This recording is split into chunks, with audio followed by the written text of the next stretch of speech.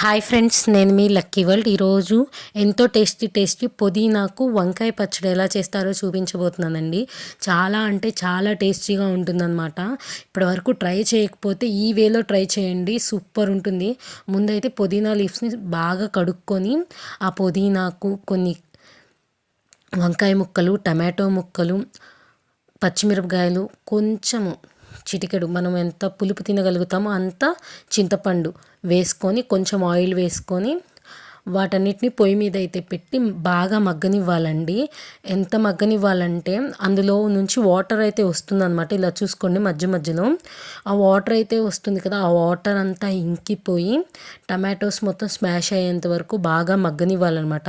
మధ్య మధ్యలో ఇలా అడుగంటుతుందో లేదో చూసుకొని 1-2 సార్లు బాగా కలుపుకోవాలి. చూసారు కదా, ఇప్పుడే వాటర్ రావడం అయితే స్టార్ట్ అయిందనమాట. ఇంకా మళ్ళీ మూత పెట్టి బాగా మగ్గేంత వరకు అయితే ఉంచుకుందాము. అలా ఒక 20 మినిట్స్ అలా ఉంచుకున్న తర్వాత ఇదిగోండి ఈ వేలో అయితే తయారైపోతుంది అనమాట. ఇలాంటప్పుడు పొయ్యి ఆఫ్ చేసి ఒక 10 నిమిషాలు బాగా చల్లారనివ్వాలి. ఎందుకంటే వేడి వేడిది మిక్సీ వేసుకుంటే అదనేది మనం మిక్సీ వేయగానే కొంచెం బ్లాస్ట్ అయినట్టు ఎక్కువ వచ్చేస్తుంది అనమాట. లేదు రోట్లో నూరుకుంటామనే వాళ్ళు అయితే చక్కగా రోట్లో నూరేసుకోవచ్చు.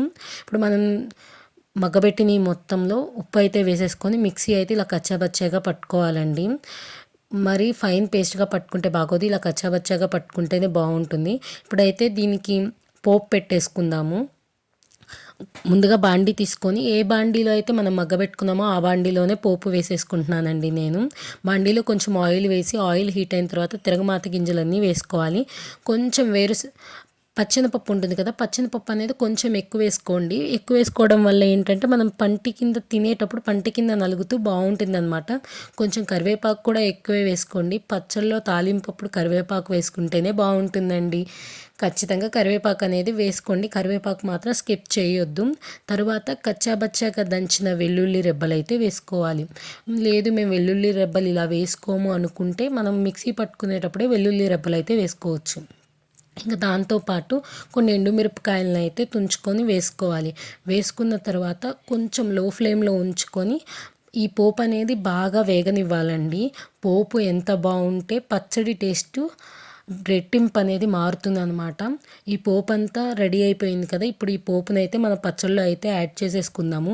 నేనైతే పచ్చడిని డైరెక్ట్ పోపులో అయితే వేసేసి ఒక 2 మినిట్స్ నుంచి అయితే దించేస్తాను. ఎప్పుడు ఇలాగే చేస్తాను.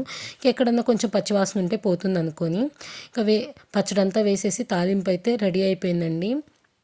చాలా టేస్టీ ఈజీ పుదీనా వంకాయ పచ్చడి అయితే రెడీ అయిపోయింది. మీరు కూడా ట్రై చేసి రెసిపీ బాగా వచ్చిందో లేదో నాకైతే కామెంట్ సెక్షన్లో కామెంట్ చేయండి.